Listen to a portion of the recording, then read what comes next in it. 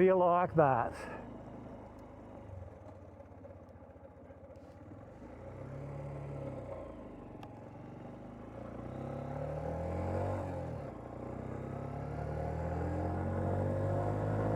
If you've been following my videos, by now you've probably seen this severe damage that I discovered inside the cylinder head of my 2023 Honda CB125F, which I then patched up using 3-bond silicone with moderate success. I was not expecting to find such extensive damage. The only symptoms I had identified were high oil consumption and a smoky exhaust. My plan originally was simply to replace the piston rings on the Yamanashi high compression piston and hone the cylinder before reassembling everything as it was. But the damage I found changed my plans entirely, and in truth I believe I was lucky that I decided to pull the engine apart when I did, before something actually broke inside the engine. So what actually went wrong? Ultimately the answer is excessive heat in the cylinder head, but it's not as simple as that. There are so many factors that contributed to what went wrong that it is likely not one single thing, but a perfect storm of combined elements that led to this damage. If I think back to the very first time I pulled this engine apart to install the Yamanashi high compression piston, there are many mistakes I made, and all of which I caught on camera. In fact, there's a playlist on my channel page which has all of my CB125F videos in one place, as well as other topics I've covered, such as my motorized bike builds. So again, what actually went wrong? First and foremost was my lack of attention to detail. When I first installed the Yamanashi piston, I was rushing to get the engine back together as I was working outside, as I always do, and it was beginning to rain. What I had missed was that the cam sprocket key had slipped out of the keyway groove on the camshaft, meaning that the engine timing slipped out of top dead center while I was tightening the sprocket. Because I wasn't paying attention, the key on the sprocket had been bent out of shape, so keep that in mind because I'll come back to that later. When I had finished reassembling the engine, the bike started up perfectly and I left it idling for about 10 minutes. But the moment I tried to rev the engine, because it was out of timing and the sprocket wasn't seated properly, my brand new high compression piston impacted the exhaust valve with an absolutely awful noise. I'll insert the clip here. I'll tell you right now, with that new piston in, the engine's definitely making a slightly different noise, but if I very gently do this,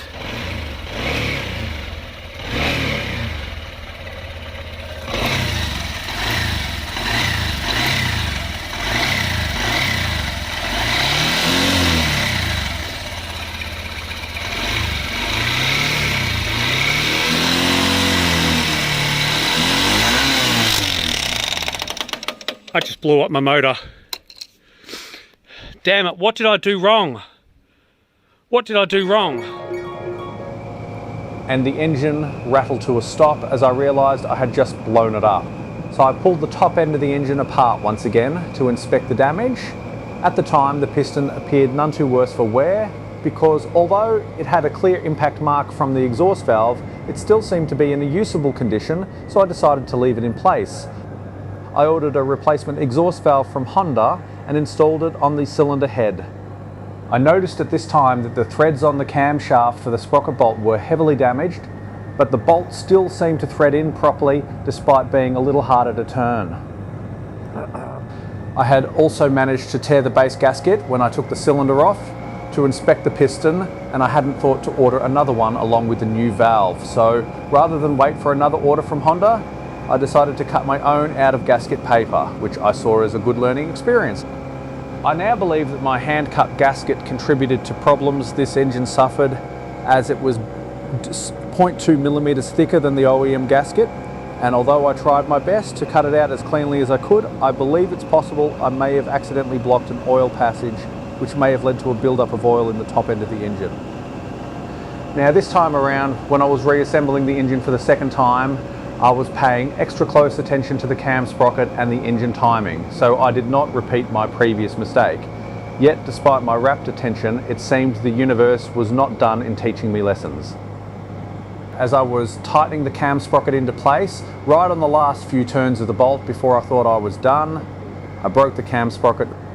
Remember earlier when I said the key on the sprocket had bent? It wasn't noticeably visible, and I only realised what had happened after the key snapped clean off the sprocket. I'll insert that clip in here too.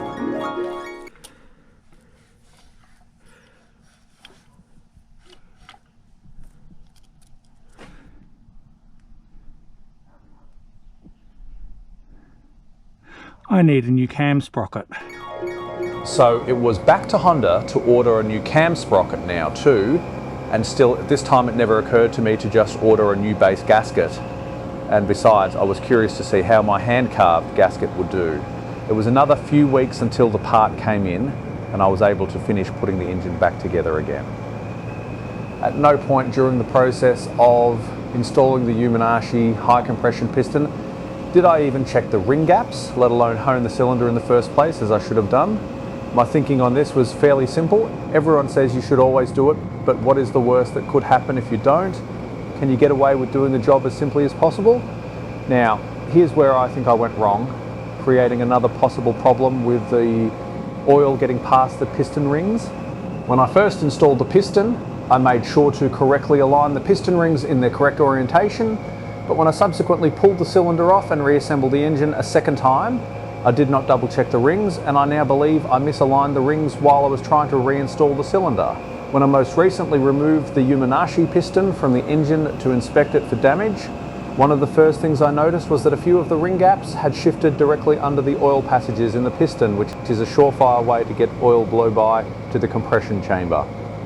I ran the Yamanashi high compression piston for just over 3,000 kilometers, yet looking back at it now, I could see the signs that something was wrong. Even though the engine ran as smooth as butter with the new piston, valves and cylinder, it seemed to be going from strength to strength from the very first time I successfully ran the engine. I was seeing puffs of smoke coming from the exhaust. At the time, I wrote it off as burning away the extra oil I'd put around the piston, valves and cylinder during reassembly. And as time went on, I thought that maybe it was just a byproduct of running a high compression piston. I didn't know the difference. I'd never done anything like this before.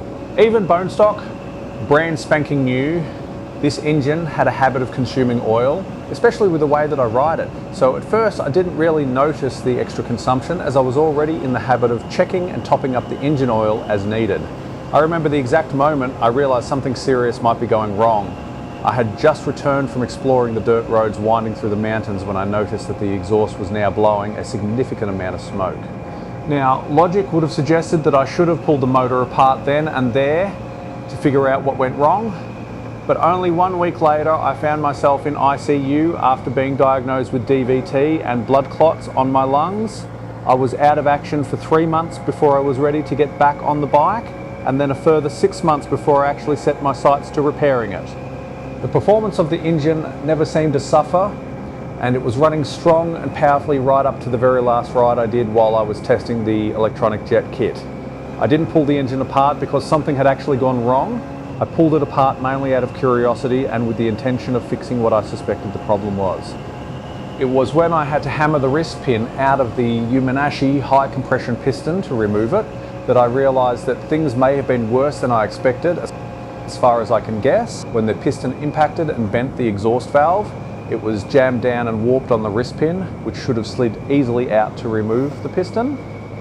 On closer inspection, I also found a hairline fracture in the piston wall between the rings. I decided to retire the piston, as I was concerned that it wouldn't be safe to continue running. It was my original goal to simply replace two rings, although now I have come to understand there was more going on in there than I had realised. In the end, I decided to simply reinstall the original OEM piston with the original rings in place, as there was never anything wrong with those, and as well as actually honing the cylinder this time, I have successfully solved the oil consumption and smoky exhaust. My 3-bond silicone repair seems to be holding up, and the engine is still performing strongly. I have a replacement cylinder head on order from Honda, so the goal is to keep the engine running with the stock piston until then. I did not really appreciate the difference that the Yamanashi piston made to this engine until I went back to the stock one. It really does help the engine maintain its speed and power at mid to high RPM. And although the stock piston is perfectly adequate, I absolutely intend to order another one to put back in. At this point in time, it is a waiting game, waiting for my parts to arrive from Honda or waiting until my silicone gasket repair fails. Time will tell what comes first. There is still a lot that could go wrong between here and there, but I'll face each challenge as it arises. As far as I can tell, this engine is still running strong, and unless something unforeseen goes wrong, I expect it to last quite a while yet. So thank you for putting up with my voiceover for this video. I had planned to say all this while I was riding, but I was simply enjoying the moment, riding for the simple joy of bike. Thank you for watching, and please go and do the YouTube thing, like, comment and subscribe if you haven't already, and I'll catch you in the next one. As always, don't do what Nick does.